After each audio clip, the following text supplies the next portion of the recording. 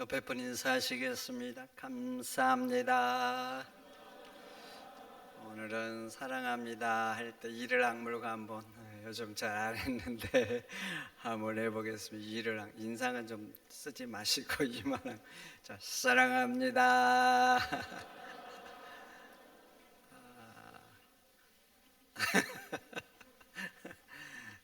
제가 왜 웃었는지 모르죠. 저만 알겠습니다. 가까운 사람이 페북에 쓴 글인데 한번 들어보세요.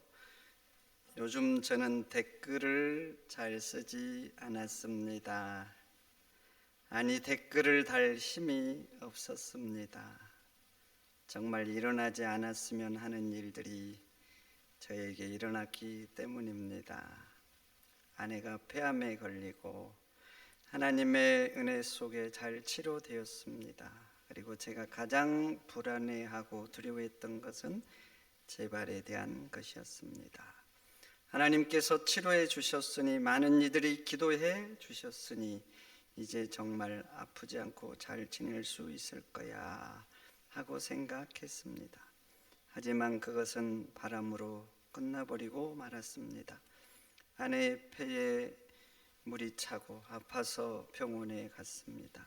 그저 물이 찬 것이라고 생각했지만 암이 검출되었습니다. 그 말을 듣고 저의 마음은 무너져 내렸습니다. 처음 아내가 암이라는 선고를 받을 때보다 재발이라는 말을 들었을 때 더욱 마음이 무너졌습니다. 왜 이런 일이 나에게 일어나는지, 아내에게 일어나는지, 정말 일어나지 않았으면 하는 일이, 말로만 듣던 일이 저희 가정에 일어나면서 마음이 무너져 있는데, 아내의 재발 소식은 더욱 저 마음을 바닥으로 내려앉게 만들었습니다. 이제는 기도 부탁조차 하기 힘들었습니다. 아니, 하기 싫었습니다.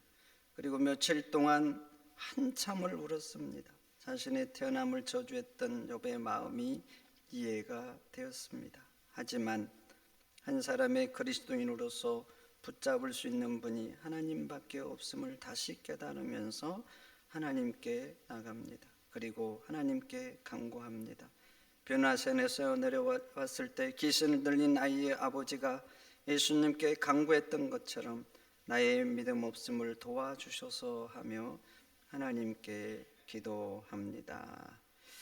뒷부분도 계속 글이 있는데 뒤에는 이제 다시 기도 부탁을 하는 내용이었습니다.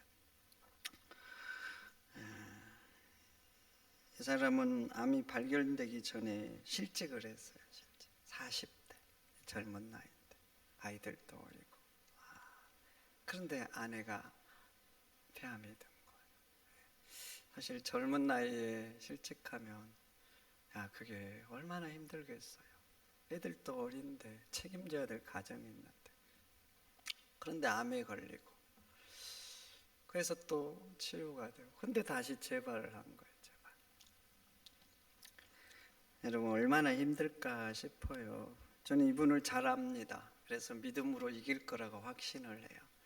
그러나 그 믿음의 연단 가운데 얼마나 아프겠냐고. 여러분, 인생 중에 고난 없는 인생, 가시 없는 인생이 그 인생길에 누가 있겠습니까? 때로는 평안하죠. 우리가 배를 몰고 항해를 하면 대다수는 평안해요. 때로는 감사하고 때로는 잠잠하고. 그런데 그것만 있는 게 인생이 아니에요. 광풍이 불 때가 있어요. 광풍.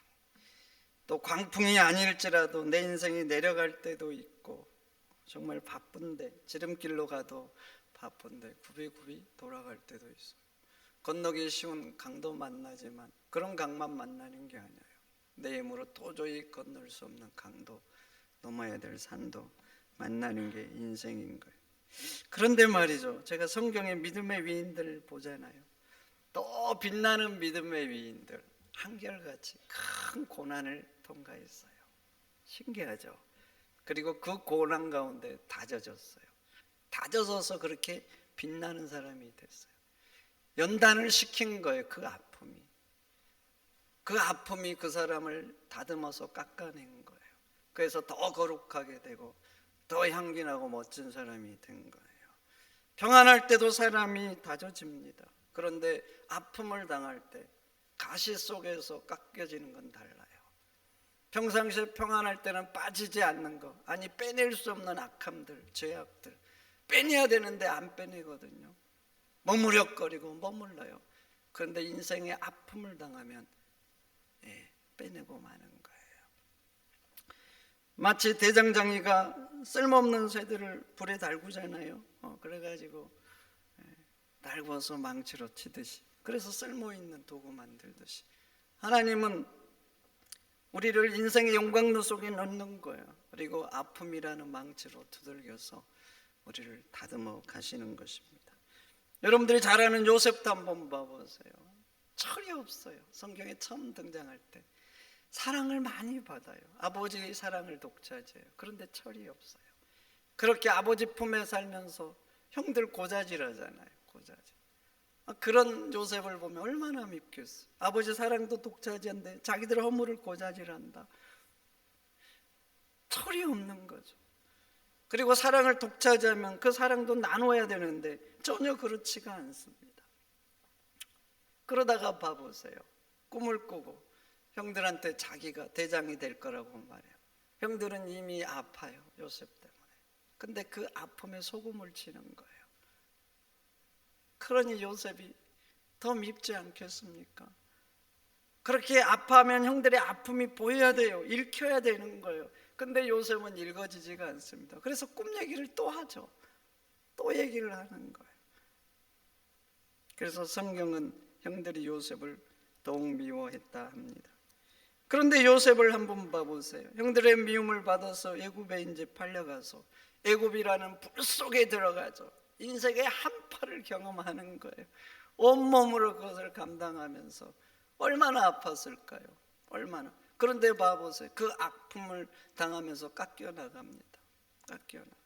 그러면서 빼낼 것 빼내죠. 빼낼 것 빼.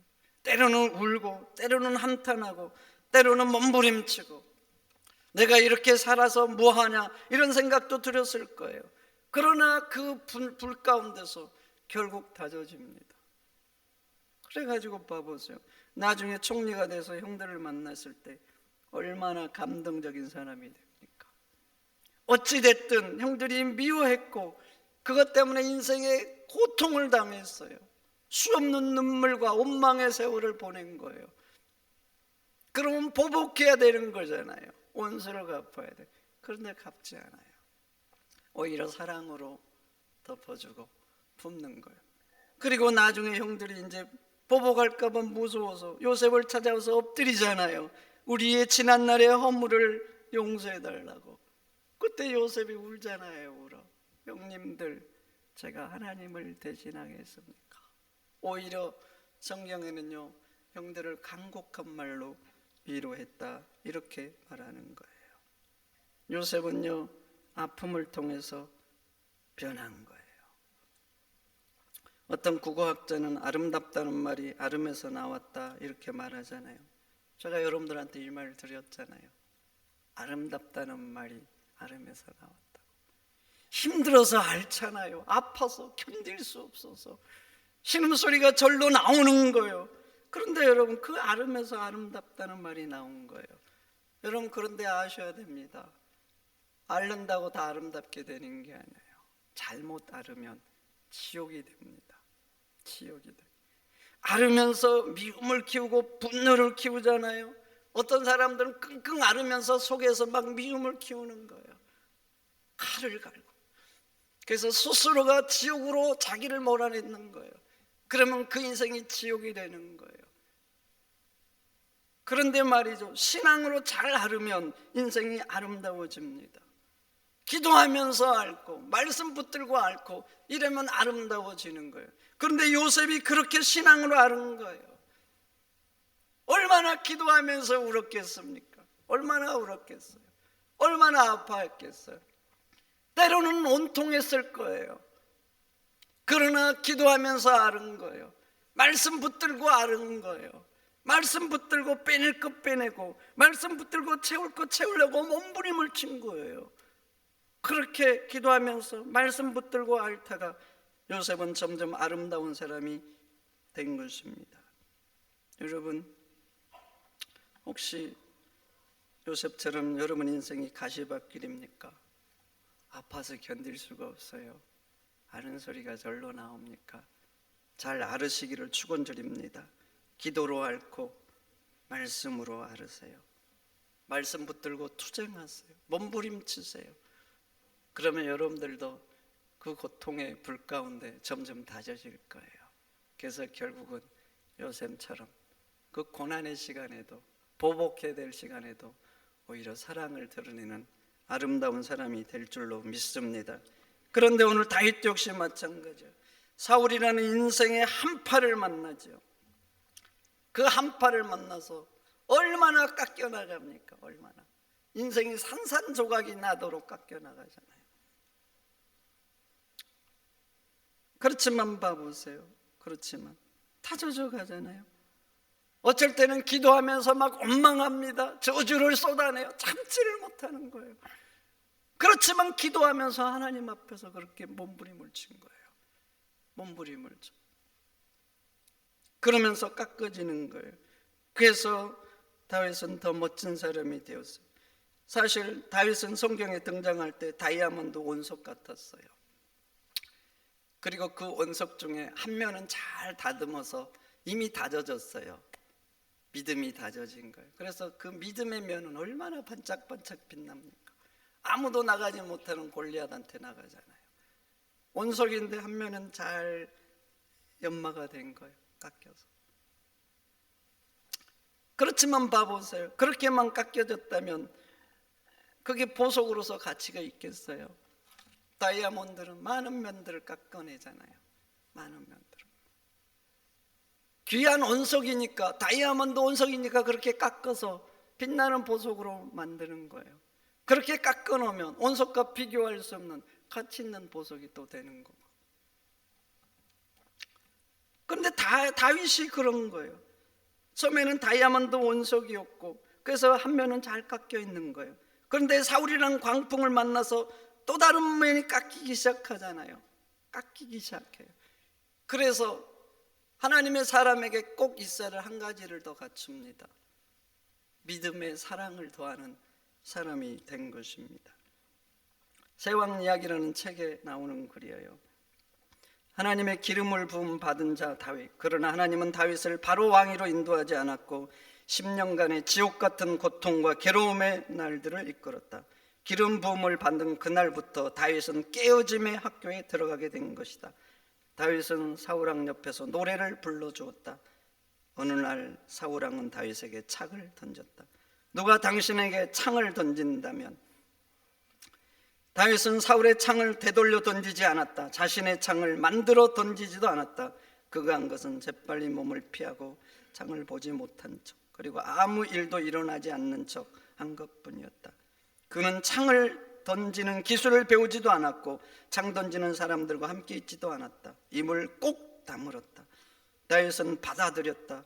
그는 그 잔인한 상황들을 포옹하였다. 그는 응수하지 않고 대항하지 않았다. 잠잠히 혼자서 그 가혹한 시련을 견디어냈다. 그의 속사람 전부가 절단되도록. 그리고 그의 성품은 변화되었다. 대개 사람들은 나에게 창을 던지면 더 거세게 창을 던지죠. 더 무서운 창을 준비하고, 창이 없으면 준비해요. 던질 수 없으면 연습을 하고 계속 연습합니다. 마음속에서 계속. 그리고 미움과 분노의 독을 붙여서 결국 창을 던지고 말아요. 그런데 다윗은 사울에게 던지지 않는 거예요. 준비하지도 않고 창 던지는 연습도 하지 않았어요. 그리고 그 잔인한 시간에 뭘 연습한 줄 아세요? 사랑하는 법을 연습했습니다. 사랑하는 법. 하기 싫은데 도저히 하기가 싫은데, 거부하는데, 그럼에도 불구하고 기도하면서 연습하고 말씀 붙들고 연습한 거. 그래서 이제 나중에 그렇게 연습한 결과, 연단된 결과 다윗 봐보세요. 자기를 죽이려고 쫓아온 사울, 죽이려고 군사들 데리고 3,000명을 데리고 쫓아왔잖아요. 타협하고 뭐 봐주려고 쫓아온 게 아니에요. 죽이려고. 그런데 오히려 다윗이 죽일 조류의 기회를 잡잖아요. 그런데 창 던집니까? 아니죠. 오히려 사랑으로 대하는 거예요. 그것도 2번이나. 욥이 불같은 시험 가운데 고통스러워하면서 고백했지요. 내가 이 시련 후에 정금처럼 나오겠다고. 그런데 다윗이 그러는 거예요. 그 잔인한 시간에, 그 아픔이 절로 나는 그 시간에, 고통의 시간에 창 던지는 연습을 한 것이 아니라 그 극한의 상황에 사랑을 연습한 거예요. 그래서 다윗은 그 아픔의 시간에 믿음의 사랑을 더하는 빛나는 아름다운 사람이 된 것입니다. 여러분들은 어떻습니까? 누군가의 나의 창을 던집니다. 그러면 여러분 어떻게 반응하십니까? 같이 던지십니까? 아니면 연습을 하세요?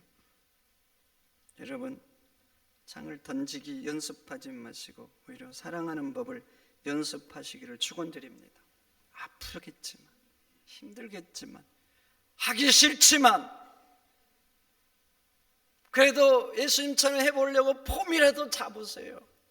폼이라도. 그게 중요해요. 안 되지만 하려고 하는 의지, 믿음의 의지.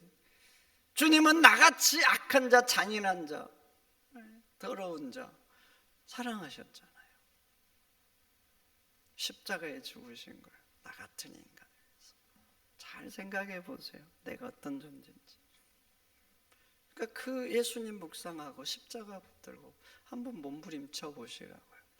그렇게 사랑을 연습해서 다져지면 여러분도 결국 믿음 위에 사랑이 빛나는 사람이 될 줄 믿습니다. 2번째, 다윗은 아픔 중에도 찬양할 수 있는 사람으로 다져졌어요. 오늘 본문의 표제가 뭡니까? 오늘 한번 표제 봐보세요. 시편 표제 뭐라고 적혀졌어요? 다윗이 아비멜렉 앞에서 미친 채 하다가 쫓겨나면서 지은 시라고 했어요. 사울이 죽이려고 하라니까 살 수가 없잖아요. 광야에 있어도 살 데가 광야밖에 없어요. 그런데 광야에 살아도 누가 보면 신고하는 사람이 있어요. 그냥 죽이려고 했겠어요? 상품 걸었지. 무지막지한 상품 걸은 거. 그러니까 다윗을 좋아하는 사람도 있지만 그래도 그거 욕심나는 사람들 있잖아요. 그러니까 신고하죠. 그래서 사울왕이 막 광야까지 발견되면 신고가 들으면 쫓아다니잖아요. 죽이려고. 그러니까 살 수가 없어서 그 사울의 영향력이 미치지 않는 블레셋 아비멜렉에게 망명을 한 거예요. 근데 여러분 다윗이 누굽니까? 블레셋 골리앗을 죽인 사람 아닙니까? 전쟁이 졌잖아요. 그래서 골리앗 수많은 사람들이 죽고 피해를 입었어요. 그러니까 아비멜렉의 신하들이 다윗을 좋게 보겠습니까? 누군가는 자기 혈족이 다윗 때문에 죽은 거예요. 전쟁에 져서. 밉지요. 그래서 아비멜렉 앞에서 말하잖아요. 이 다윗이 누굽니까? 전쟁에서 승리해가지고 그 여인들이 노래하기를 사울왕이 죽인 자는 천천이지만 다윗이 죽인 자는 만만이라고 했던 사람 아닙니까? 다윗이 그 말을 듣고 아차 싶은 거예요. 야, 내가 잘못했구나. 죽을 수 있겠구나. 위기감을 느끼고. 그래서 그 앞에서 미친 채 한 거예요. 살아남으려고. 문을 막 박박 꺾고 침을 질질 흘리고. 얼마나 그렇게 미친 채 했으면 아비멜렉 왕이 그렇게 말했겠어요. 내게 미친 자가 부족해서 이런 미친 자를 내게 데려왔냐고 쫓아내라. 그래서 구사일생으로 살아남은 거예요. 그런데 그렇게 살아남아가지고 그러면서 지었던 오늘 찬양이라는 거예요. 여러분 얼마나 비참합니까? 얼마나 인생이 갈 곳 없는 인생. 여기서도 사망은 징망 골짜기, 저기서도 사망은 골짜기.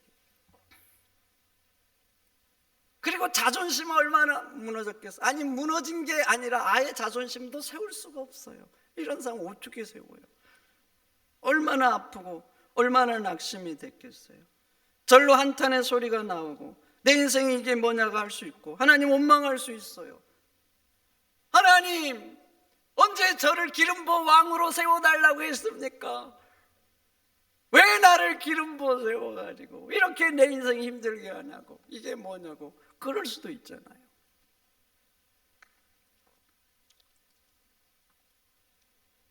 그런데 이런 상황에서 오늘 1절 봐보세요. 얼마나 놀라운 고백을 합니까? 내가 여호와를 항상 송축하며 내 입술로 항상 주를 찬양하리라. 찬양은 뭔 찬양을 해요? 이런 상황에서 찬양이 나오겠습니까? 2절도 보세요. 내 영혼이 여호와를 자랑하리니. 하나님이 내 인생 가운데 지금 뭘 해주고 있는 거예요?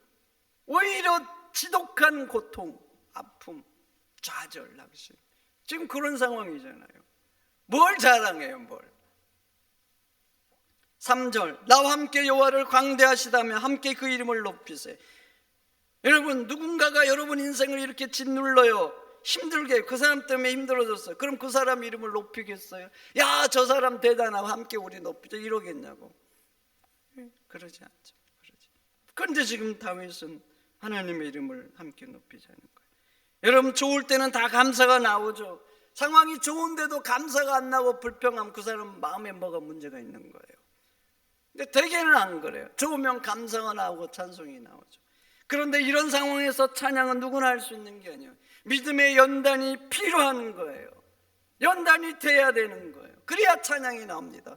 그래서 다윗도 처음부터 이렇게 이 고통 중에 찬양하는 사람이 아니었어요. 처음에 사울왕에 쫓겨날 때 얼마나 힘들어했어요. 세상의 수단을 동원하고 제사장 앞에서 거짓말을 하잖아요.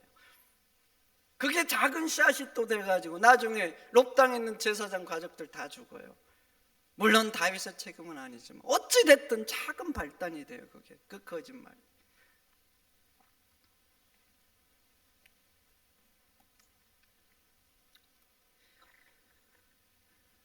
여러분, 이런 상황에서 기도로 말씀으로 나를 붙들지 않고 그냥 가면요, 원망이 터져 나옵니다. 미움이 자라고 낙심이 자라고 내 인생 지옥이 되는 거예요. 그런데 다윗은 그 고통의 시간에 신앙으로 잘 앓은 거예요. 기도하면서 말씀 붙들고 몸부림친 거예요. 그래서 결국 멋진 사람이 된 거예요. 그래서 인생의 봄날에만 찬양하는 게 아니라 인생의 매서운 눈보라 속에서도 찬양하는 사람이 된 겁니다. 로키 산맥 3000m에는 수목한계선이 있어요. 수목한계선 다 알죠? 나무가 살 수 있는지 없는지 몸부림쳐야 되는 그 선. 어떤 나무는 죽어요. 죽어. 몸부림치는 그곳이에요. 그래도 보통 수목한계선은 나무들이 작게 자라고 잘 자라지 못하면 꼿꼿하게 자라는데 이 로키산맥 여기 3000m 수목한계선은요, 나무들이 다 이렇게 굽어 있대. 무릎 꿇는 것처럼. 왜냐하면 바람이 매서워요. 바람이.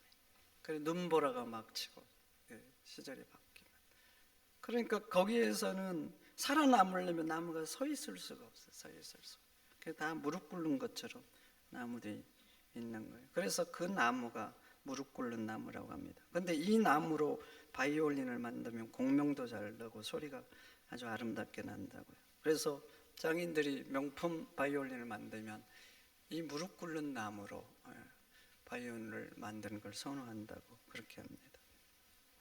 그런데 다윗도 그런 거예요. 인생의 매송 칼바람, 눈보라를 맞으면서 원통과 미움을 키우지 않고 하나님을 찬양하는 법을 배운 거예요. 찬양하는 법, 기도하면서 몸부림치면서. 여러분 참 신기합니다. 인생이 아프잖아요. 기도해요. 대충 기도하면 찬양이 안 나와요. 원망과 원통하다가 끝나요. 하나님 도와주셔서 이렇게 끝나요. 근데 더 몸부림치잖아요. 더 몸부림치고 더 깊이 기도에 들어가면 드디어 찬양이 나옵니다. 신기합니다. 울어요, 울어. 근데 이제 우는 게 아니에요. 그렇게 몸부림치면 이상하게 찬양이 나옵니다. 하나님이 믿어져요. 이상하게 믿어져요. 하나님이 느껴지고, 눈물을 흘리는데 마음에는 평안의 찬양, 기쁨의 찬양이 나옵니다. 이상해요. 감격의 찬양이 나오는 거예요. 다윗도 그런 거예요. 다윗도 그렇게 몸부림친 거예요. 그래서 다져지고, 그래서 믿음의 사랑을 더하고 그 사랑에 찬양을 더하는 사람이 된 겁니다. 여러분들 인생의 고난 중에 뭘 연습합니까? 한숨과 원통함을 입에 달고 사십니까? 그럼 여러분들은 원망의 사람이 되고 말 겁니다. 그러나 힘들고 아프지만 찬양을 연습하시기를 축원드립니다. 힘들지만 기도의 깊은 세계에 가서 몸부림치세요. 찬양의 사람으로 변화될 거예요. 그러면 인생의 한파 중에도 찬양하는 사람이 될 겁니다.